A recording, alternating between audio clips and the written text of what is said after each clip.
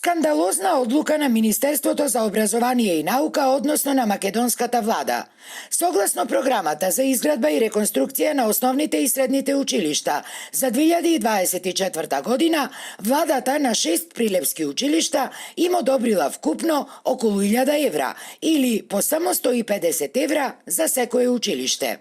Оваа навредлива и срамно понижувачка сума, а која деновиве е објавена и во службен весник, крајно ги изреволтира директорите на училиштата.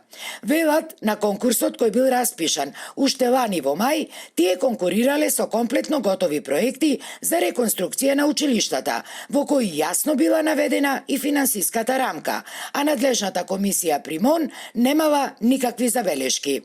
Ова што го добивме е невиден срам, скандал и понижување од невидени размери и за училиштата, но и за учениците и родителите.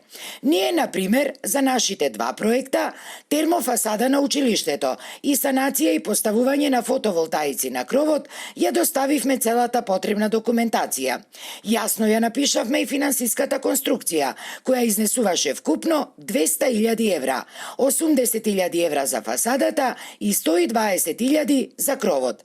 Само изработката на проектите, на кои работевме неколку месеци, не чинеше околу 4.000 евра. А што добивме? Мизерни 10.000 денари, кои, да не бидам вулгарен, но ние ги трошиме за тоалетна хартија на месечно ниво. Ни изјави за Алфа Ахил Јаков, директор на основното училиште Климент Охридски од Прилеп.